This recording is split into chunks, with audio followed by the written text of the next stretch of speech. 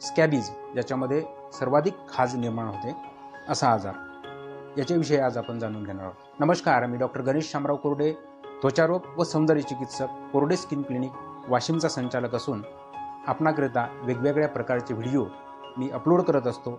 त्यापैकीच आजचा हा व्हिडिओ। जर आपल्याला माझं चॅनल आवडत असेल तर कृपया सबस्क्राईब करा आणि त्याचप्रमाणे इतरांना शेअर देखील करा, जेणेकरून त्वचा रोगाची विविध माहिती आपल्यामार्फत इतरांना देखील माहीत होईल। चला तर चालू करतोय आजचा व्हिडिओ। खरूज विषयी माहिती आपणास मी देणार आहे। तर खरूज हा जो आजार आहे तो साधारणतः 3000 वर्षापासून आढळतो, म्हणजे इतका जुना तो आजार आहे। त्याचप्रमाणे दरवर्षी जवळजवळ जगामध्ये 300 मिलियन इतक्या लोकांना तो होतो, म्हणजे इतक्या जास्त प्रमाणात तो आढळून येतो। ओव्हर क्राउडिंग म्हणजे ज्या ठिकाणी गर्दी जास्त आहे, त्याचप्रमाणे पुअर हायजेनिक कंडिशन म्हणजेच शरीराची जी स्वच्छता आहे ती चांगल्या प्रकारे मेंटेन न करण्याची जी परिस्थिती आहे, अशा परिस्थितीमध्ये स्कॅबीज होतो, म्हणजेच खरूज होते। त्याचप्रमाणे हा संसर्ग कसा होतो, तर संसर्ग हा एका व्यक्तीपासून दुसऱ्या व्यक्तीला स्किन टू स्किन डायरेक्ट कॉन्टॅक्टमुळे होते। त्याचप्रमाणे त्या व्यक्तीच्या संपर्कात जे काही कपडे येतात त्या कपड्याचा जर इतर ज्या व्यक्तीला खरूज झालेली नाही अशा व्यक्तीशी जर संपर्क आला तरी देखील खरूज होते।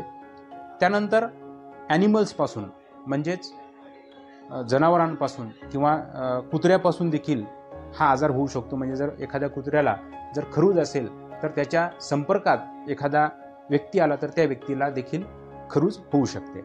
शरीराच्या कोणकोणत्या भागावर खरूज निर्माण होते, तर अर्थात मानेपासून खालचा पूर्ण अंगाचा जो भाग आहे तो पूर्ण भाग खरूजमध्ये त्याला खाज सुटते, परंतु तरीही याचे जे काही पॅप्युल्स असतात किंवा छोटे छोटे पुरळ असतात ते काही विशिष्ट ठिकाणी निर्माण होतात। जसं की फोर आर्म आहे, म्हणजेच हाताचा खालचा भाग, त्याचप्रमाणे जी रिस्ट असते, रिस्टचा जो समोरचा भाग आहे तो, त्याच्यानंतर पायाचे आणि हाताच्या बोटाच्या मधला भाग, त्याच्यानंतर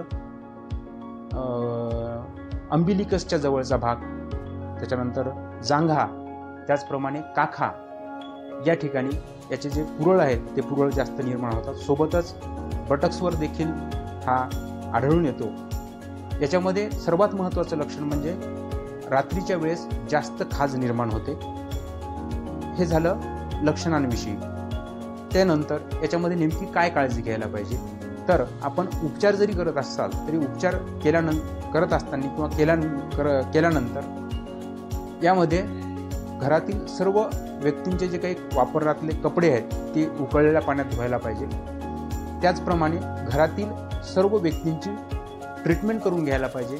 काही व्यक्तींना जर हा आजार नसेल तरीही त्यांच्या अंगावर स्कॅबीजचे जे जंतू आहेत ते असू शकतात, त्याच्यामुळे त्यांना देखील स्कॅबीजपासून मुक्त करणारी जी क्रीम आहे ती लावायला पाहिजे। त्याच्यानंतर यामध्ये जे मलम देतात ते अंगावर चोळून लावले गेले पाहिजे। तर ह्या प्रकारची काळजी या आजारामध्ये घ्यायला पाहिजे। त्वचारोग चिकित्सकांकडून यावर उपचार करून घेतले पाहिजे।